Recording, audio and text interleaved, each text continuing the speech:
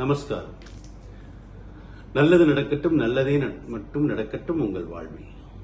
விருச்சிக ராசிக்கு குரு பெயர்ச்சி என்ன பலன்களை செய்யும்? விருச்சிக ராசிக்கு 8ஆம் இடத்தில் குரு செய்கிறார். அட்டம குரு என்ன செய்யும்?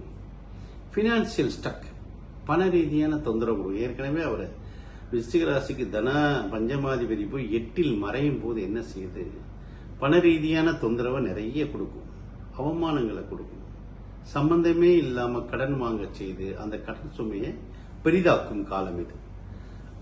சோ வரவு செலவுல ரொம்ப ஜாக்கிரதையா இருக்கணும். மான அவமான ஸ்தானத்துல போய் குரு நின்ற இடம் பாழ், பார்த்த இடம் விழுத்து. சோ 8ஆம் இடத்தில் குரு நிற்கும் போது என்ன செய்யும்? தேவையில்லாம ஸ்டேஷன், கோர்ட்டு இந்த மாதிரி பிரச்சனைகளை உண்டு பண்ணும்.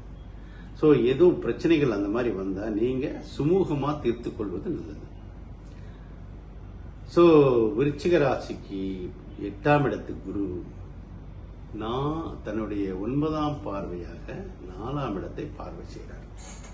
4ல ராகு சாட்டன் இருக்கு. அதை பார்வை செஞ்சா எதிர்பாராத புது மனிதர்கள் மூலமாக அந்நிய மதத்தினர், அந்நிய தேசத்தினர், இவர்கள் மூலமா சிறிது பிரச்சனைகள் இருந்தாலும் லாபத்தை கொடுக்கக்கூடிய நேரம் இது. ராசிக்கு 12ஆம் இடத்தை வர குரு பார்வை செய்கிறாரு, 2ஆம் இடத்தை பார்வை செய்கிறாரு, 4ஆம் இடத்தை பார்வை செய்கிறாரு. மொத்தத்தில் அட்டம குரு பினான்சியல் ஸ்டக்கு, பினான்சியல் பிரச்சனைகளை உண்டு பண்ணுவார். ஸோ விருச்சிக ராசி நேயர்கள் பண வரவு செலவில் கவனமாக இருந்தால் மட்டுமே இதிலிருந்து நீங்கள் தப்பித்துக் கொள்ள முடியும்.